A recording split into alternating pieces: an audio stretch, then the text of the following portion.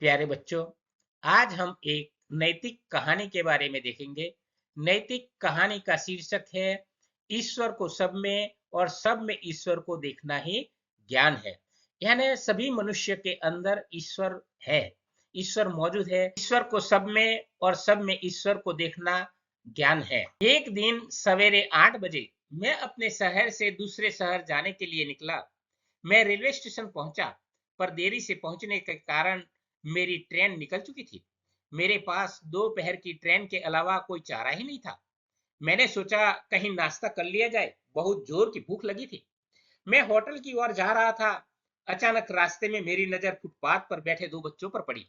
दोनों लगभग 10-12 साल के बच्चे रहे होंगे। बच्चों की हालत बहुत ही खराब थी। कमजोरी के कारण दोनों बच्चों की अस्थिपंजर साफ दिखाई दे रहे थे। वे भूखे लग रहे थे। छोटा बच्चा बड़े को खाने के बारे में कह रहा था और बड़ा उसे चुप कराने की कोशिश कर रहा था। मैं अचानक रुक गया। दौड़ती भागती जिंदगी में पैर ठहर से गए। जीवन को देख मेरा मन भर आया। सोचा इन्हें कुछ पैसे दे दिए जाए।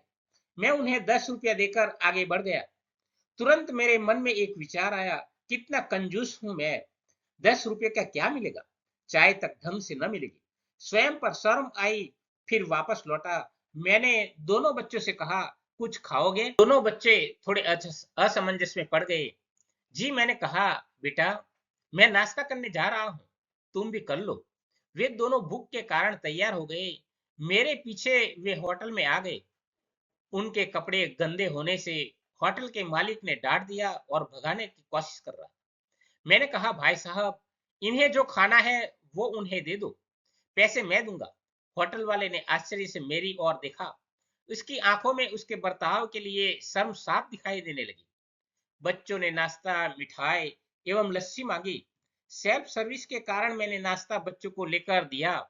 बच्चे जब खाने लगे, उनके चेहरे की खुशी कुछ निराली ही थी। मैंने भी एक अजीब आत्मसंतोष महसूस किया।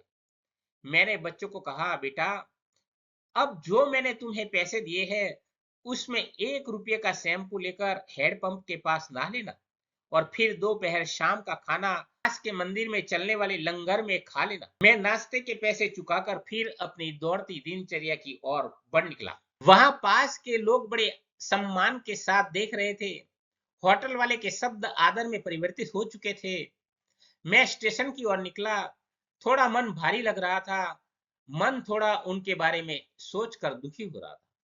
रास्ते में मंदिर आया। मैंने मंदिर की ओर देखा और कहा, हे भगवान, आप कहाँ हो? इन बच्चों की ये हालत, ये भूख, आप कैसे चुपचाप बैठ कर देख सकते हो?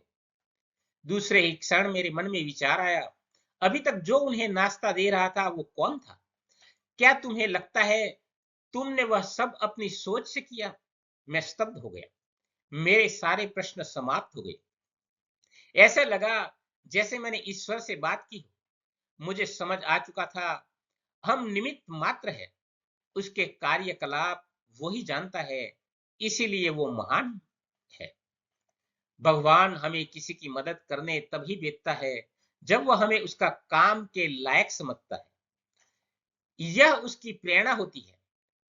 किसी मदद को मना करना वैसा ही है जैसे भगवान के काम को मना करना।